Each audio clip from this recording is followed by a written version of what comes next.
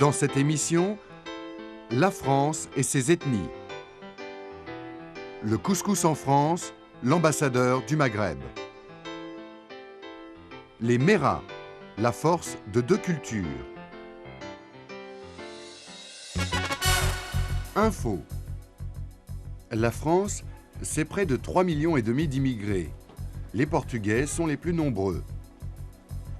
La France, c'est près d'1,5 million de Maghrébins, dont la majorité sont algériens. La France, c'est aussi près de 200 000 Africains francophones. Les Maliens et les Sénégalais sont les plus nombreux. La France, c'est près de 120 000 Cambodgiens, Laotiens et Vietnamiens. Savoir entendre. À vous de trouver la réponse. Combien de pays sont mentionnés? De quel pays venez-vous? Je viens d'Algérie, Et de quelle ville êtes-vous? d'Alger même, de la ville. De quel pays êtes-vous? Du Vietnam, Et vous êtes de quelle ville? de Tây Ninh, dans le sud. De quel pays êtes-vous? Du Togo, Et de quelle ville venez-vous? de Lomé, la capitale. Je suis du Togo. Et de quelle ville venez-vous? Alors, je suis originaire de la ville d'Anéro, mais j'ai grandi à Lomé, qui est la capitale du Togo. De quel pays venez-vous? Je suis du Cambodge, je suis cambodgienne et je viens de la ville de Phnom Penh. De quel pays venez-vous? Je viens du Sénégal, Et de quelle ville êtes-vous? de Dakar, la capitale du Sénégal. De quel pays êtes-vous? Eh bien, je suis du Bénin, l'ex-Dahomey, considéré par les Français comme l'ex-quartier latin de l'Afrique. Compris. 6 pays sont mentionnés. Savoir entendre. Parmi ces personnes, combien sont en France depuis plus de 15 ans? Depuis combien de temps vous êtes en France? Eh bien, 14 ans bientôt. Je suis rentrée en février 80. Et là, on est en avril 94. Vous êtes en France depuis combien de temps? Depuis 11 ans. Depuis 11 ans, j'ai fait la fin de ma scolarité au lycée en France. Je fais des études supérieures d'école de commerce en France. Et je travaille et puis je continue un peu les études parallèlement. Donc ça fait 11 ans que je suis en France. Depuis quand êtes-vous en France? Depuis 4 ans, Et pourquoi être venu dans ce pays? parce que je suis venue pour faire des études. Quand j'ai eu mon baccalauréat, je suis là pour suivre des études de droit. Depuis combien de temps êtes-vous en France? 20 ans, la moitié de mon âge. Et pourquoi vous êtes venu en France? Je suis venue en France parce que j'ai épousé un Français. Donc je l'ai suivi, comme toute femme. Compris. Une personne est en France depuis 20 ans. Rencontre. Le couscous en France, l'ambassadeur du Maghreb.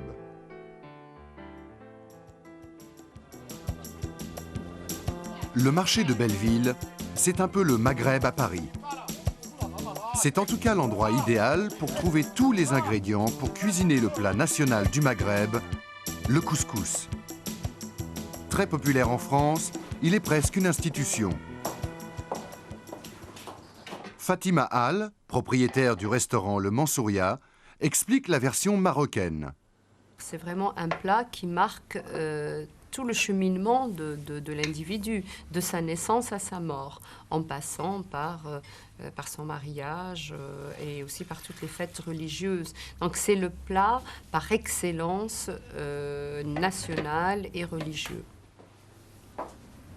Il est très pratique aussi à partager. Il représente presque un apprentissage du respect du territoire de l'autre et le respect du partage. Les épices du couscous sont le paprika, le gingembre, du vrai safran, un oignon piqué de clous de girofle, des tomates, des pois chiches, des raisins secs si vous aimez. Ajoutez ensuite la viande, le plus souvent de l'agneau, et les légumes, choux, courges, poivrons verts, navets, carottes, courgettes, aubergines, selon les goûts. Reste l'ingrédient indispensable, le couscous lui-même. Alors maintenant on passe à la phase suivante, c'est-à-dire on prend du couscous que nous allons préparer. Il vous faut de l'eau, donc on arrose comme ça et on essaye de mélanger les grains entre les deux paumes de la main.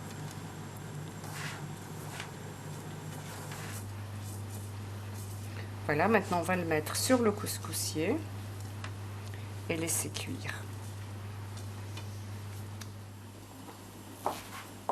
La culture française, elle est très riche parce qu'elle a su faire venir et rencontrer d'autres cultures. Quand on voit l'architecture, quand on voit la mode, quand on voit la chanson, quand on voit l'art culinaire, ce ne sont que les rencontres d'autres choses qui viennent d'ailleurs qui ont fait cette richesse. On peut dire que si les gens aiment la nourriture, par le miracle de l'art culinaire, on peut un petit peu oublier les frontières et oublier le refus de l'étranger. Étape finale, la présentation.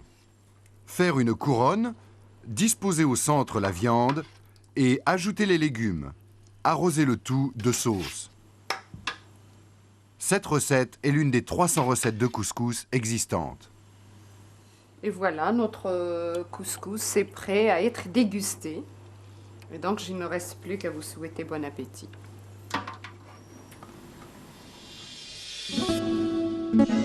Savoir entendre. À vous de trouver la réponse. Combien de personnes n'aiment pas le temps en France? Qu'est-ce que vous aimez en France? La mentalité des Européens déjà et la vie. C'est une vie qui est plus développée que dans les pays asiatiques. Qu'est-ce qui vous plaît ici? La liberté surtout. Surtout la liberté. J'ai cette chance de dire la vérité et toute la vérité sans être inquiété. Qu'est-ce que vous n'aimez pas en France? Ce que je n'aime pas en France, c'est souvent l'hypocrisie des Français. Ce que j'aime pas, le froid. Le froid de la France. Maintenant, qu'est-ce que je n'aime pas? C'est le temps. Compris. 2 personnes n'aiment pas le temps en France. Savoir entendre. Combien de personnes disent que leur famille leur manque? Qu'est-ce qui vous manque le plus du Maroc ici? Eh bien, mes frères, ma famille, un peu ma famille, et puis le soleil surtout, le soleil. Qu'est-ce qui vous manque le plus du Togo? Certainement la chaleur. Ce qui me manque ici, c'est la solidarité, beaucoup. Et puis les gens sont très froids. Ce qui me manque le plus en France, c'est surtout la convivialité, c'est surtout cette chaleur africaine, cette spontanéité avec laquelle les gens ils vous ouvrent le bras, ils vous ouvrent les portes, ils vous accueillent. Et ça, on ne trouve pas ça en France, on ne trouve pas cette chaleur. Compris. Une personne dit que sa famille lui manque. Rencontre. Les Méras, la force de 2 cultures.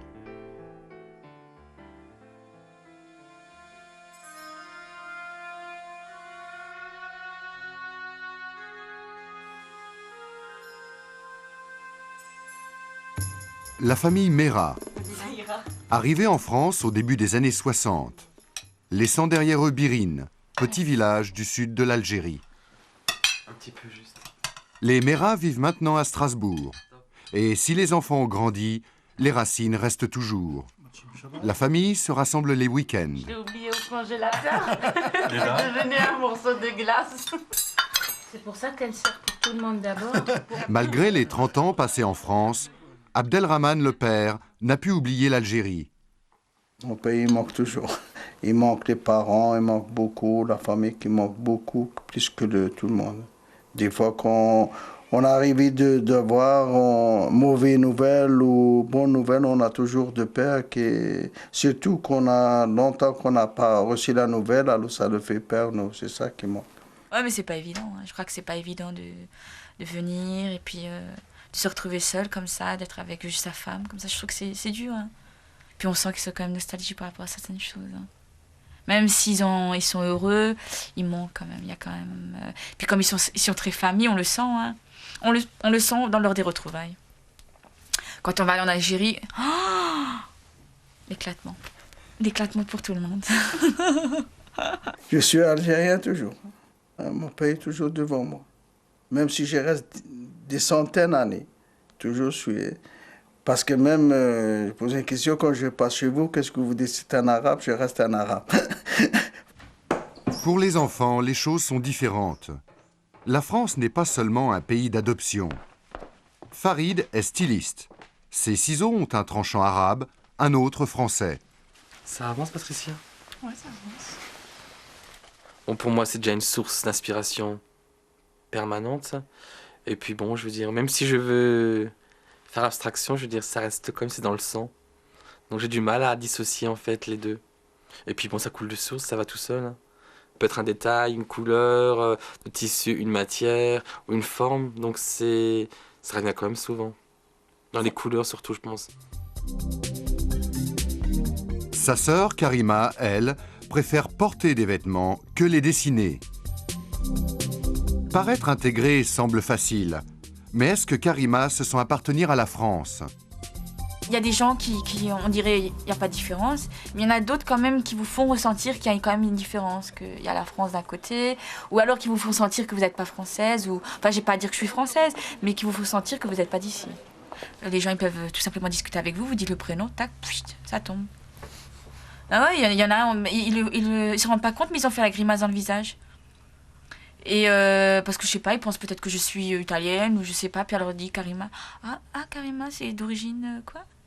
Oui, algérienne, pourquoi? On sent chez les Méras la nostalgie du Sahara. Mais on sent aussi une force qui émane des deux cultures. Un pied là-bas et un pied ici. Et c'est bien, mais d'un côté, on bascule. On n'a pas de terre fixe. Je profite de mes deux cultures. Je veux dire, les deux sont riches. Et puis, j'essaye de les mélanger, d'en faire une culture. Et de temps en temps, je garde une culture au détriment de l'autre ou au profit de l'autre. Ça dépend des circonstances. C'est une bonne mixture. Parce que bon, il y a beaucoup plus d'avantages qu'autre chose. Hein. Je crois que c'est un plus pour moi, c'est un plus. Bah, être français, je crois pas qu'il y ait un critère spécial pour être français. Je crois que... Et français, qui veut être français, tout simplement?